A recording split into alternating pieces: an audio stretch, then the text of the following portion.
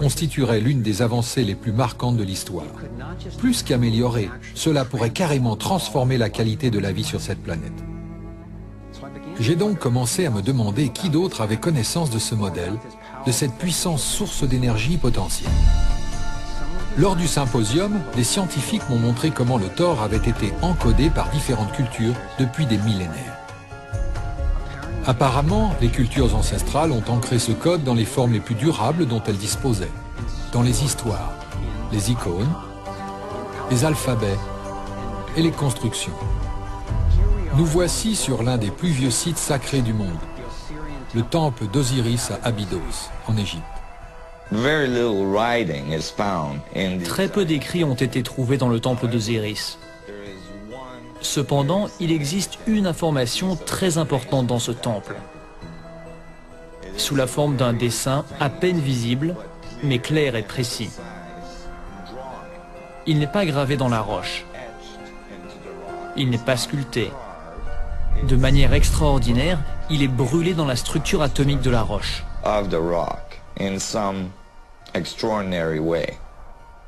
Nassim a décodé le symbole d'Osiris en 3 dimensions. Étant donné que notre monde n'est pas en 2 dimensions, il est logique que les codes donnant des informations à son sujet ne soient pas limités à des représentations plates.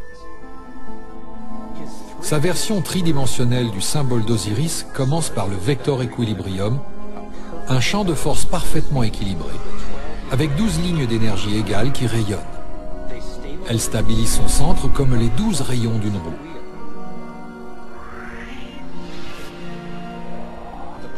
Le modèle primaire du flux d'énergie équilibré autour de cette structure est le Thor.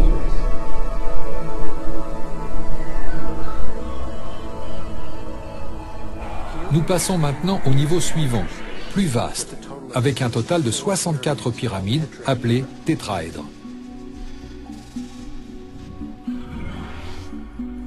Si nous plaçons des sphères dans la représentation du champ d'énergie toroïdal entourant chacune des pyramides, et que nous écartons les pyramides, nous nous retrouvons avec une matrice qui, étonnamment, se superpose exactement à l'icône d'Osiris. Un modèle en 3 dimensions de celui brûlé dans le mur du temple égyptien il y a des milliers d'années. Maintenant, changeons de continent. Passons de l'Égypte à la Chine, où la même géométrie apparaît sur un autre site sacré construit en 1420. Rendons-nous à la cité interdite, où résident les dieux du soleil, et où l'on trouve à l'entrée les chiens fous, gardiens de la connaissance. Ils gardent la connaissance sous leurs pattes. La même géométrie de 64 unités d'énergie est de nouveau encodée. Je me suis alors demandé si le fait que le même dessin apparaisse dans des lieux importants sur 2 continents différents était une simple coïncidence. Mais ensuite, Nassim m'a montré que cette géométrie de 64 unités d'énergie est encodée dans différentes cultures tout au long des siècles, partout dans le monde. L'arbre de vie kabbalistique hébreu crée également une structure identique, le vector equilibrium, y est de nouveau intégré à chaque niveau. L'antique sagesse chinoise intitulée Yi Jing est basée sur 64 hexagrammes, symboles composés d'une série de 6 lignes, certaines continues, d'autres cassées. Ceux-ci, une fois assemblés comme les 6 bords d'un tétraèdre, forment le cristal à 64 tétraèdres.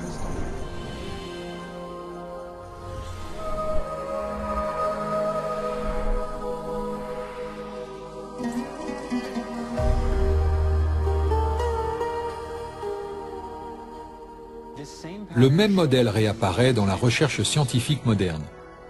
La double hélice se caractérise par un alphabet de 64 codons utilisés pour encoder notre ADN humain. J'avais constaté que la connaissance de la géométrie vivante de l'univers était très avancée il y a des milliers d'années. Mais comment donc pouvait-il en savoir autant ? La plupart des histoires de l'Égypte ancienne, des Mayas et des Incas évoquent les dieux du soleil descendant sur la terre et enseignant aux hommes l'ingénierie, l'écriture et toutes leurs sciences. j'ai commencé à me demander si tous ces dieux du soleil n'étaient pas des civilisations avancées provenant d'une autre partie de notre galaxie. Dans beaucoup de cultures anciennes, les textes les décrivent comme arrivant dans des bateaux volants, ou dans la tradition védique, des machines volantes, etc.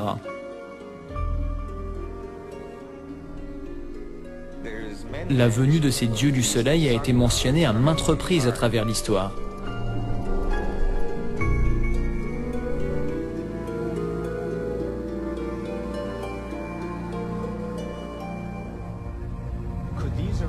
Se pourrait-il que ces premiers pilotes d'au-delà de notre monde soient à l'origine du partage de ce code? Se pourrait-il qu'ils exploitent vraiment son pouvoir pour se propulser à travers le cosmos? Je ne pensais pas que mes recherches me mèneraient jusque-là, et ces notions ont ébranlé mon univers. Mais Nassim disposait de preuves imposantes pour appuyer ses théories, et je ne voyais pas d'autre moyen rationnel permettant d'expliquer que des concepts mathématiques et physiques avancés remontent à plus de 3000 ans. J'ai fait appel à l'un des chercheurs les plus expérimentés, le docteur Stephen Greer, fondateur du Centre d'études de l'intelligence extraterrestre. Il a mené des centaines d'entretiens avec des témoins militaires et gouvernementaux haut placés. Donc lorsque nous parlons d'intelligence extraterrestre, nous parlons de civilisations douées de sensations comme nous, mais dont les technologies et peut-être les capacités sociales sont telles qu'elles ont été capables de devenir des civilisations interstellaires ou interplanétaires. Si vous considérez le fait que les estimations les plus prudentes suggèrent que dans la galaxie de la Voie lactée, il existe au moins 10 000 planètes identiques à la Terre, avec une vie intelligente, et qu'il est probable qu'au moins la moitié soit au moins aussi avancée que nous, il devient presque certain qu'il existe une vie intelligente en dehors de la Terre, qui maîtrise les lois de l'univers au-delà de ce qui est actuellement enseigné au MIT et à l'Institut de technologie de Californie, suffisamment pour être capable d'effectuer des transferts à travers l'espace-temps, en temps réel, sur de grandes distances interstellaires. Nous disposons de plus de 4000 cas d'objets ayant atterri sur la Terre ferme et ayant laissé une preuve physique de leur passage. Nous disposons de plus de 3500 cas de pilotes rapportant ces faits. Nous disposons de centaines de cas, y compris celui du plus éminent chercheur de l'administration fédérale de l'aviation civile américaine, John Callahan, ainsi que de nombreux autres opérateurs ayant pu suivre sur radar ces objets parcourant des dizaines de milliers de kilomètres par heure ou se dématérialisant et réapparaissant ensuite à un autre endroit du ciel.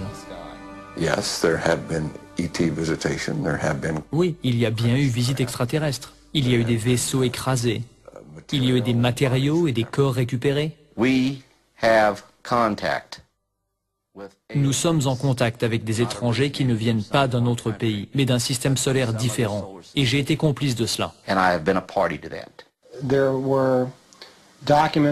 J'ai vu des documents faisant référence au Roosevelt rapportant plusieurs exemples d'objets volants non identifiés, et ce particulièrement après le chargement à bord d'armes nucléaires.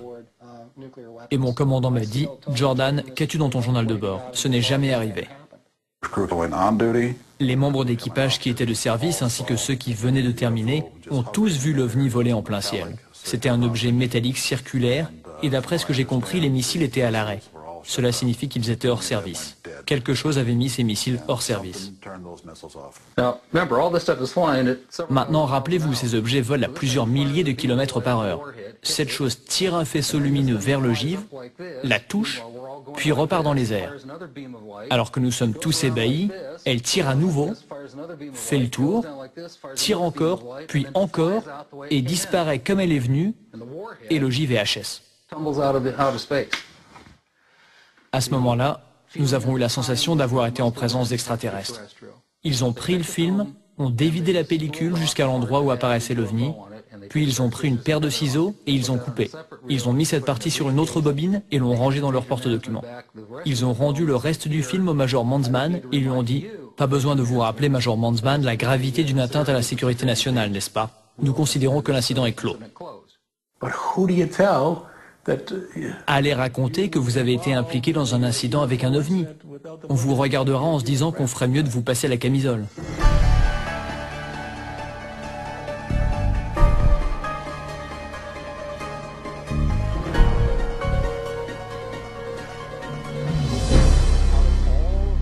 Parmi toutes les preuves attestant de l'existence des ovnis, un phénomène extraordinaire ne cesse de me surprendre et de m'inspirer. Il s'agit, un peu partout dans le monde, de l'apparition des crop circles, cercles dans les champs. Ces formes élaborées apparaissent mystérieusement dans les cultures de céréales, de telle manière que les tiges sont couchées, mais pas coupées. 5000 de ces formes sont apparues dans 30 pays, essentiellement en Angleterre. Les médias ont incité beaucoup de gens, moi y compris au début, à voir dans ces formes un canular, l'œuvre d'un petit réseau de blagueurs agissant la nuit. Bien sûr, il y a eu de fausses versions, mais celles réalisées par la main de l'homme sont grossières en comparaison avec la majorité de ces élégantes créations. Les blagueurs ont-ils pu créer l'ensemble des 5000 formes répertoriées? Un petit nombre de personnes équipées de cordes et de planches a-t-il pu créer quelque chose d'aussi complexe et beau, en plein milieu de la nuit, sous une pluie battante et sans laisser d'empreinte dans le sol? Le champ magnétique à l'endroit où les cultures ont été couchées pour créer l'image est souvent chargé en électricité statique. Certaines de ces surfaces sont jonchées d'étranges particules magnétiques. L'une des créations les plus étonnantes ne représente pas un cercle, mais un rectangle qui semble être une réponse directe à un message envoyé dans l'espace en 1974.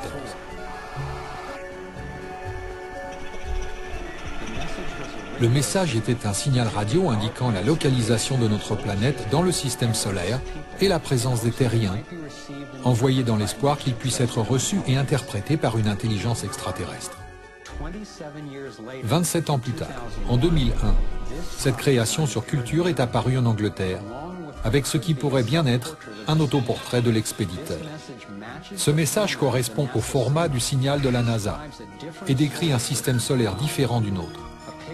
Il fournit une image de l'expéditeur, de l'ADN non humain et une antenne micro-ondes qu'ils ont apparemment utilisée pour communiquer au lieu de l'antenne radio que nous avions utilisée. Le symbole de l'antenne était apparu une année auparavant exactement dans le même champ, juste à côté d'une antenne radio en service, similaire à celle que la NASA avait employée pour envoyer le signal original. La NASA continue de nier tout contact extraterrestre, quel qu'il soit.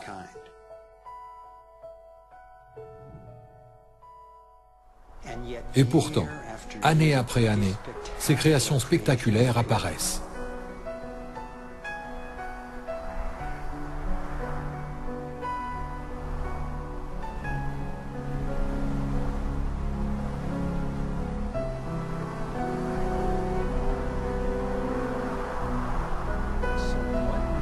Que peuvent-elles donc signifier?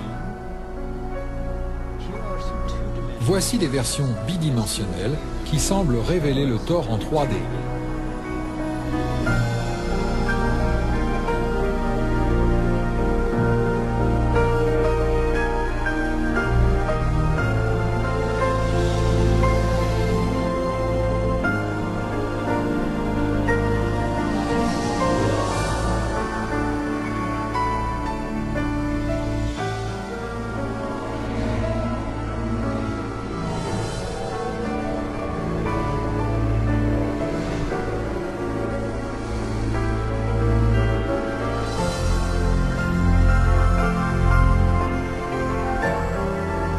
Et ici, nous avons le vecteur équilibrium.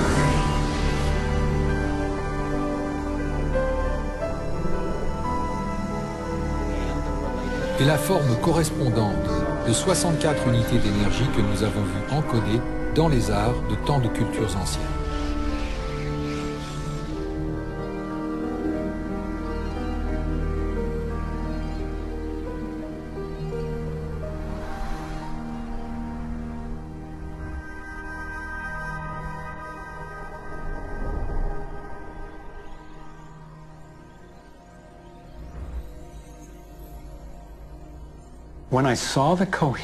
Lorsque j'ai constaté la cohérence entre les crop circles et les encodages antiques, j'ai pensé sans me préoccuper de qui les avait créés et de leur provenance, que ces dessins devaient avoir un rôle important.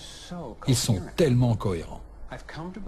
J'en suis venu à croire que le modèle du Thor et le Vector Equilibrium, particulièrement sous la forme du cristal à 64 tétraèdres, nous montre comment l'énergie fonctionne dans l'univers, afin que nous puissions apprendre à nous aligner sur elle.